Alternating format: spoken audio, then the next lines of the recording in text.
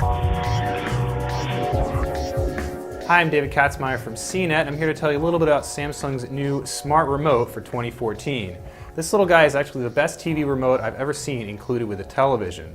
The real key here is that Samsung has adopted the sort of motion control used by Nintendo and more recently LG with their own TVs. Samsung's motion control adds another little twist though. You can actually just rest your thumb on the remote itself to activate the motion control. You can see here that as long as my thumb is on it, the thing actually reads the motion control and is able to select items. I take my thumb off and it doesn't, so you can actually drive around with a regular cursor control in this configuration.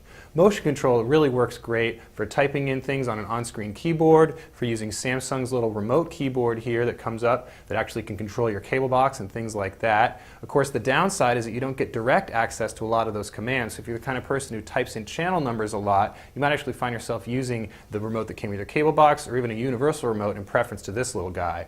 On the other hand, if you're the kind of guy that does a lot of web browsing, for example, this remote is a godsend. It actually allows the cursor to move really quickly around the screen. You can scroll really easily using the touchpad. So all things considered, it's really one of the more advanced remotes out there. Unlike a standard IR remote, of course, you don't have to aim this thing at the screen. It uses Bluetooth, so you can use it from across the room or even without having to aim at the screen at all.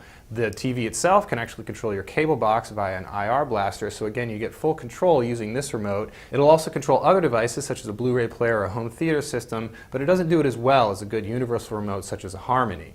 But again, if you're keeping everything within the TV, you're using the TV to provide your control, you're also using the TV to browse your cable box, this remote works really well. And again, one of the nicest, most responsive clickers I've seen. I also love the ergonomics on this little guy. It actually has a really nice feel in the hand. It's got sort of a textured backside here. There's just a few buttons on here. The main ones include transport control for play, pause, rewind, and fast forward. There's also the little touchpad channel up and down, which you can use to browse quickly your on-screen program guide on your cable box. There's also a voice command button on here, so you can use this to enter in voice searches, for example, to control the TV, to turn on different channels, to choose different apps, and even to search for different actors and also program types. So really the search works pretty well. It's universal.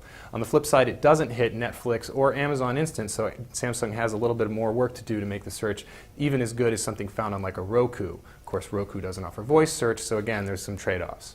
So despite the fact this remote is the nicest I've ever seen included with a TV, overall I'd still probably choose a universal remote to control my own system because I have a lot more devices. But with a simpler system, something that doesn't include a whole bunch of different devices, or something where you're going to use the TV to use most of the smart apps via the TV itself, Samsung Smart Remote is a clear winner.